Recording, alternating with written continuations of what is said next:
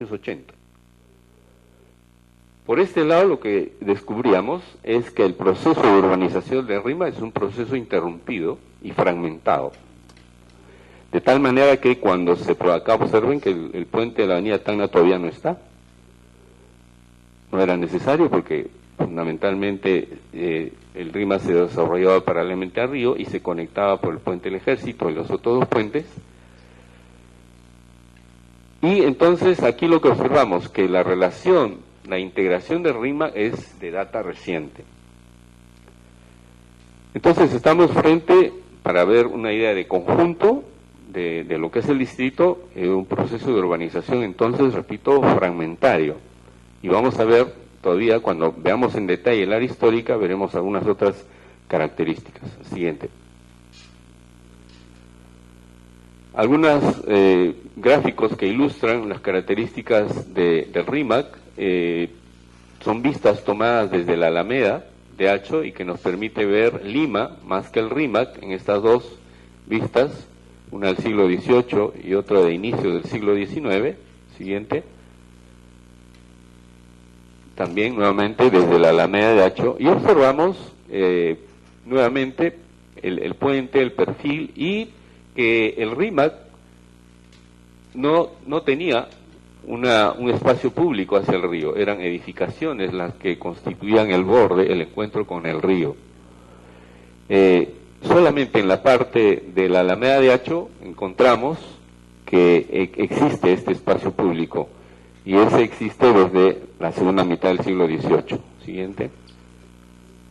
Este es el paseo de aguas, en un grabado del siglo XIX, un paseo incompleto, el virrey Amat no logra terminar la obra, ha tenido diversos usos, ha sido incluso la estación del tranvía, fue ubicada en esta zona.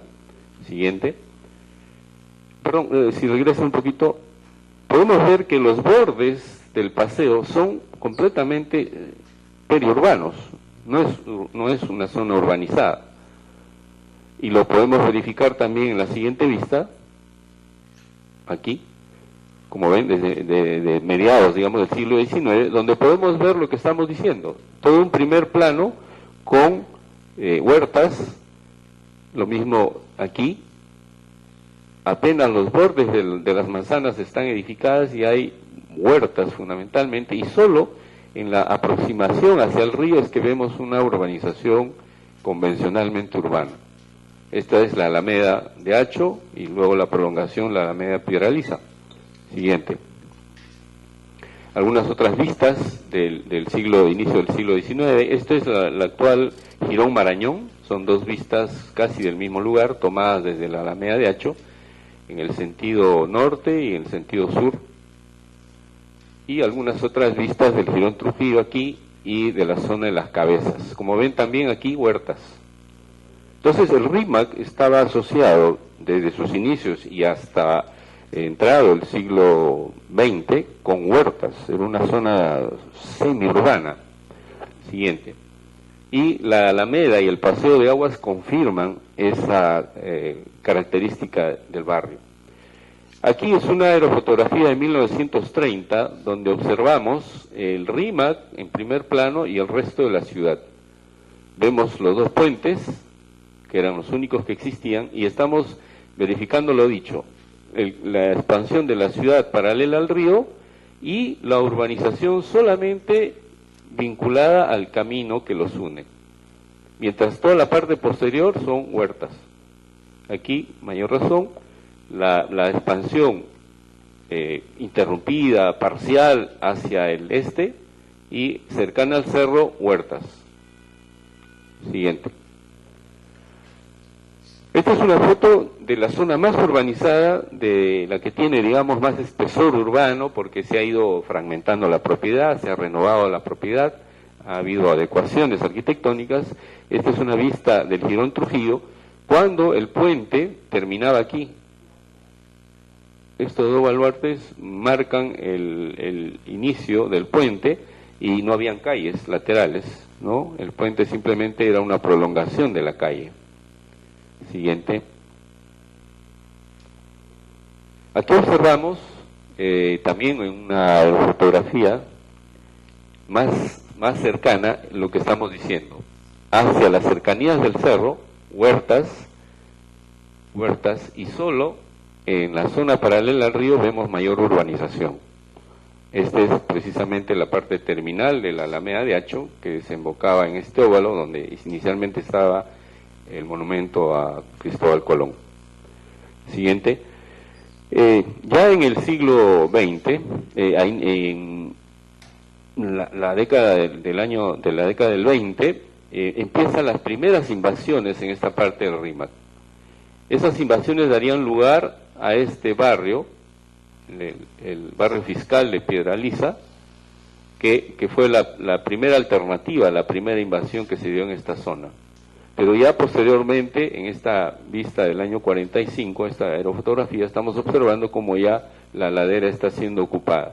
Pero, observemos, este es el actual Potao, ¿no? Y vemos las huertas, ¿no? Casi han avanzado muy poco, ha avanzado muy poco la urbanización. Esta ya es una vista de los años 90, donde ya vemos la ocupación que va trepando cada vez más el Cerro San Cristóbal, y pertenece pues a la parte de lo que Matos Mar llama el desborde popular, que en este caso toma el hito de la ciudad del cerro, y que tiene ya una posición expectante en el perfil de la ciudad. Siguiente. Ya, este cuadrito resume la teoría, que no la voy a explicar porque no tiene sentido, pero la presento porque es la que hemos aplicado para analizar el área histórica del Rímac. Solá plantea que hay 3 etapas en toda forma de crecimiento. Una etapa de parcelación, es decir, subdivisión de la propiedad, una de urbanización, donde se habilitan las calles, fundamentalmente, y una etapa de edificación. La distinta manera como se da este proceso, si se da primero este y después este, o después este, en fin, o los 3 se dan en un mismo momento, en fin, el tiempo, dice él, el tiempo es el que señala la manera específica cómo se construye la ciudad. Y encuentra que aplicando la distinta manera como se alternan esas 3 etapas, genera 6 formas de crecimiento de la ciudad.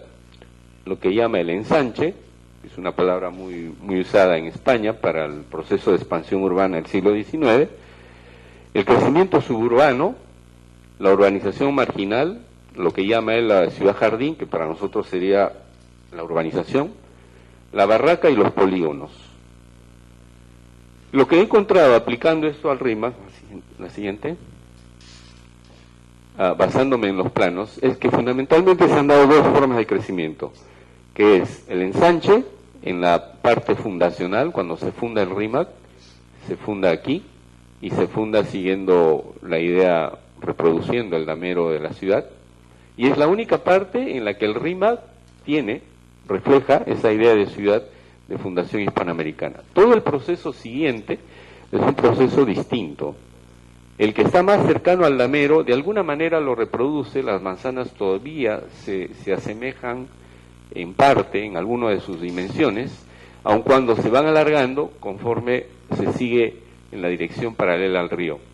Y la otra modalidad es la del crecimiento tipo suburbio, aquella que se hace siguiendo primero la realización de una vía, es decir, de una infraestructura, en este caso de un camino, y en segunda etapa la parcelación en la frontera, en el encuentro con la vía, y posteriormente la edificación, permaneciendo las partes posteriores, como estamos observando en el plano, todavía como parcelas.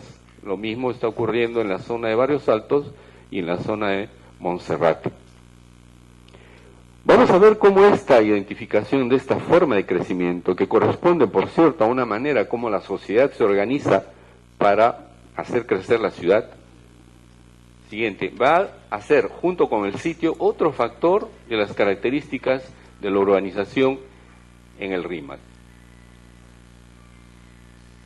Ya hemos dicho cómo el sitio condiciona a la ciudad, y hemos mencionado también las 2 formas de crecimiento, el crecimiento tipo ensanche y el crecimiento tipo suburbano. Siguiente. En el crecimiento tipo ensanche, la manzana está bien definida. La parcelación, es decir, la subdivisión, se va definiendo en el tiempo, dependiendo de las circunstancias políticas, económicas y las características sociales del sector en que se ubica.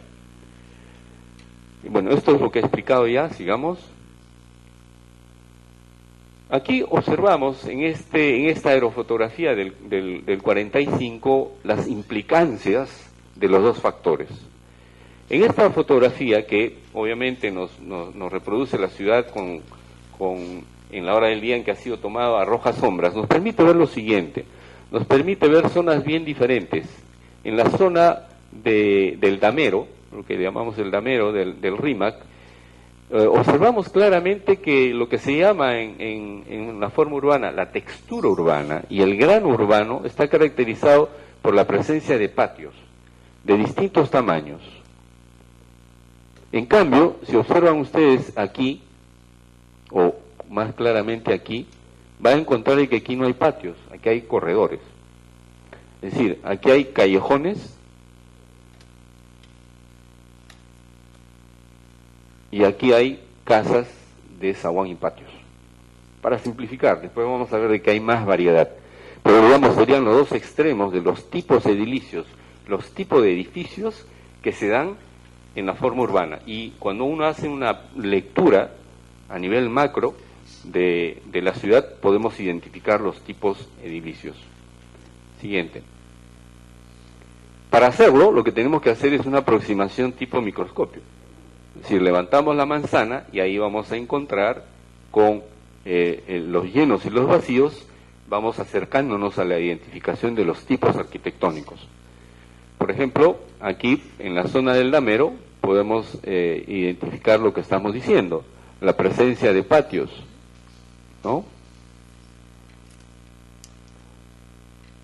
De distintas proporciones, en una zona, en primer lugar, donde las manzanas respecto a las de Lima son más pequeñas y obviamente las parcelas también son más pequeñas, los patios tienden a ser más pequeños, salvo unos casos como lo que estoy señalando en este momento, o este otro. Estos son lo que se denomina el tejido urbano. El tejido urbano está caracterizado por la traza, es decir, las calles, la forma de las calles, la trama, la relación, la traza y la trama es la relación entre las calles y las formas de la manzana. La parcelación hace referencia a la subdivisión, o lo que llamamos comúnmente los lotes. La textura establece la relación entre los llenos y los vacíos, es decir, lo que es construido y lo que no es construido, y el grano hace referencia a las alturas, cuántos pisos tiene. Todo esto constituye el tejido urbano. Y cuando uno estudia un escenario de historia como el RIMAC, puede obtener información muy valiosa cuando hace el estudio del tejido urbano. En particular, para nosotros era fundamental en la perspectiva de qué íbamos a proponer para la regeneración urbana. Es decir, teníamos que identificar los valores a preservar, los problemas que identificábamos en la construcción histórica de la ciudad.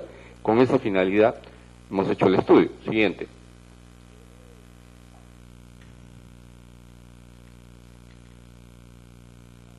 Así, por ejemplo, esta es la zona que hemos estudiado y empezamos a identificar, por ejemplo, la traza. Los tipos de traza, cada color hace referencia a una traza, que repito, tiene que ver con la forma de las calles y de las manzanas, que obviamente están estrechamente relacionadas, y estos colores identifican los tipos de traza y el porcentaje que cada una de ellas tiene en la zona en estudio. Vemos la siguiente. En la siguiente observamos la trama. Como vemos, respecto a la traza, hay más trama. O sea que a la primera variedad de traza que habíamos encontrado, encontrábamos que todavía había una mayor subdivisión. Y lo podemos dar cuenta